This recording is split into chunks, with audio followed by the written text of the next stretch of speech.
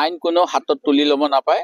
অসমৰ ৰাইজে 2016 চন 2021 চনত ভাৰতীয় জনতা পাৰ্টীক অসমৰ জাতি মাটি ভেটি ৰক্ষা কৰিম বুলি প্ৰতিশ্ৰুতি দিয়াৰ পিছত তেখেতসকলৰ হাতত চৰকাৰৰ শাসনভাৰ তুলি দিছে।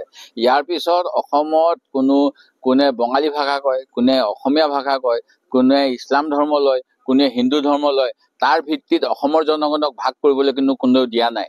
অসমৰ যিবিলাক জাতীয় সংগঠন বুলি কয়, অসম সাহিত্য সভা, সদৌ অসম ছাত্ৰ সন্থা বা আৰু অন্যান্য কিমান ওলাব মই নাজানো, মোৰ গন্তি নাই অসমত কিমান জাতীয় সংগঠন আছে।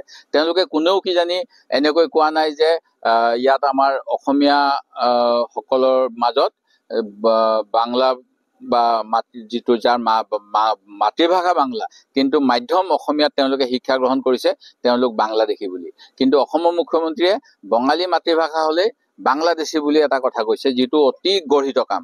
ঠিক তেনেকৈ তেখেতে এতিয়া যিসকলে বিভিন্ন কাৰণবশত চৰকাৰীভাৱে কিছু বনাঞ্চল বা অন্য অঞ্চলত বেদখল কৰি আছে, তেখেতসকলৰ কাৰণে তেখেতে যোৱা 2021 চনৰ নিৰ্বাচনৰ পূৰ্বে গুৱাহাটীৰ চচত হওক বা অন্য জেগাত হওক সকলো জেগাতে কৈছিল যে অসমত যিসকলে চৰকাৰী ভূমিত কিবা বুলি কয় দখল কৰি আছে তেখেতসকলক মাটিৰ পট্টা দিয়া হ'ব।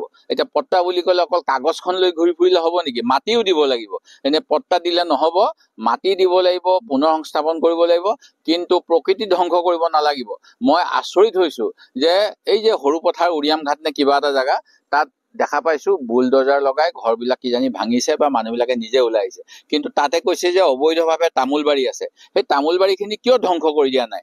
তাত বনাঞ্চলত যদি তামোল বাৰী থকাটো নিষিদ্ধ, তেতিয়াহ'লে বুলডজাৰ লগাই তামোল বাৰীখিনিও ধ্বংস কৰিব লাগে। নে কোনোবা পুঁজিপতিক সেই তামোল বাৰীখিনি লিজত দিবলৈ চৰকাৰে ষড়যন্ত্ৰ কৰিছে, সেইটো মোৰ প্ৰশ্ন। যি সময়ত গোৱালপাৰাত মই দেখা পাইছো একো ৰেহাই দিয়া নাই। ধুবুৰীত এটা মন্দিৰ উচ্ছেদ কৰাৰ কথা আছে, গোৱালপাৰাত মছজিদ উচ্ছেদ হ'ল, তাৰ লগতে ঘৰ বাৰী উচ্ছেদ হ'ল, গুণগুণ চেতিয়া লখিমপুৰত কঠীয়া উচ্ছেদ হ'ল। যদি কঠীয়া ওপৰত বুলডজাৰ চলাব পাৰে, এই আহোম ছোৱালীজনী মই চাইছো, তাই মুগাৰ পৰা আৰম্ভ কৰি অসমীয়া জীয়ৰীৰ যিমানখিনি ঘৰুৱা গুণ থাকিব লাগে আদৰ্শ ছোৱালী হ'বলৈ, গোটেইখিনি তাই ঘৰত তাই কৰে। সিহঁতৰ কঠীয়াখিনিকে যদি এনেকে বুলডজাৰ লগাব পাৰে, তামোল বাৰীখনত কিয় বুলডজাৰ লগোৱা নাই, সেইটো এটা প্ৰশ্ন।